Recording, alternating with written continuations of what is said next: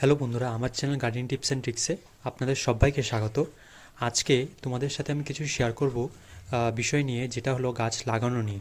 যে কোনো গাছকে তোমরা লাগানোর সময় এইরকমভাবে মাটির যে রেশিওটা সেটা কিন্তু মেনটেন করলে গাছের হেলথটাও ভালো থাকবে, স্বাস্থ্যটাও ভালো থাকবে, আর গাছটা কিন্তু অনেক বছর কিন্তু তোমাদের বাড়িতে বাগানের মধ্যে খুব সুন্দর কিন্তু হয়ে থাকবে।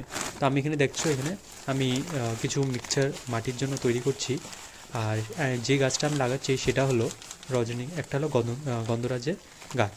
তো আমি কিছুদিন আগে এই গন্ধরাজ গাছটাকে ভেবেছিলাম রিপোর্টিং করব। তো এটা প্রায় আমি 1 বছর আগে এটাকে আমি কিনেছিলাম। তো কেনার পর কিন্তু এটা একেবারে রিপোর্টিং করা হয়নি। তো ভাবলাম এটাকে রিপোর্টিং করার সাথে সাথে তোমাদেরকে শেয়ার করব কীভাবে তোমরা কিছু কিছু জিনিস ভালো করে মনে রাখলে এই গাছকে কিন্তু তোমরা খুব সহজে কিন্তু সুন্দরভাবে লাগাতে পারবে, প্রতিস্থাপনও কোনো রকমের অসুবিধা হবে না। আর গাছটা কিন্তু অনেক লম্বা সময় পর্যন্ত তোমাদের বাড়িতে খুব সুন্দর কিন্তু ফুলও দেবে, আর তার যে পাতার যে সৌন্দর্যটা সেটা কিন্তু অনায়াসে থাকবে কোনো রকম রোগ পোকা ছাড়া। তো এটা কিন্তু তোমাদের সিজনের মধ্যেও কিন্তু কোনো রকমভাবে হয়তো গাছের মধ্যে রোগ পোকা হতেই পারে, কিন্তু তোমাদের যদি চাও কোনো রকমের শিকড় কোনো রকমের অসুবিধা না হয়, শিকড় যদি একেবারে স্বাস্থ্য ভালো থাকে, বা বলো তার মধ্যে কোনো রকমের প্রবলেম যদি না আসে, কোনো রকমের অসুবিধা না আসে, গাছ কিন্তু তোমরা অনায়াসে খুব ভালো কিন্তু করতে পারবে। তো চলো দেরি না করে ভিডিওটা শুরু করা যাক।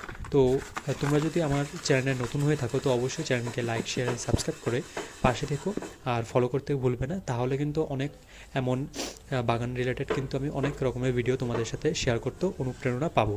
তো এখানে দেখছো আমি গাছটা কিন্তু প্রতিস্থাপন অলরেডি করে দিলাম। তো আমি তোমাকে বলছি কী কী এখানে আমি দিলাম। তো এখানে আমি মাটিটা দিলাম, আর বালুটা আমি দিলাম। পালে আমি দিয়ে হলো এর মধ্যে কোনো রকমের জল যদি না আটকে, কোনো রকমের যদি জল আটকে যায়, তাতে কিন্তু গাছকে কিন্তু বাঁচানো কিন্তু খুব মুশকিল হয়ে যাবে।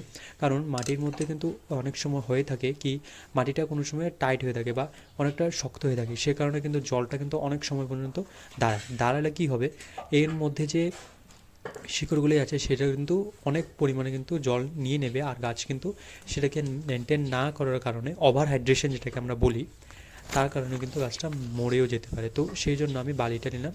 বালির সাথে আমি একটু মিক্সচার খাওয়া যেমন বোনমিল নিয়ে নিলাম। তোমরা কিন্তু নাও নিতে পারো, এর জায়গায় তোমরা কাউডাউন কম্পোস্ট যেটা হলো গোবর সার, বা তোমরা ভার্মি কম্পোস্ট নিতে পারো একটা রেশিও হিসাবে, তাহলে কিন্তু ভালো হবে। তোমাদের টব অনুযায়ী তোমরা কিন্তু নিলে গাছটা কিন্তু ভালো থাকবে আর হেলদি থাকবে। তো এখানে দেখছো গাছটা কিন্তু আমার এখনও বড় হয়নি, তাই আমি মাটির রেশিওটা কিন্তু একটু কমিয়ে দেবো। টবের অনুসারে টবের মধ্যে কিন্তু অনেকটা মাটি দেওয়া যাবে, সেটা আমি করলাম না, একটু মাটিটা কমিয়ে দিলাম, কারণ গাছটাও তো এটার জন্য অ্যাডজাস্ট হতে হবে।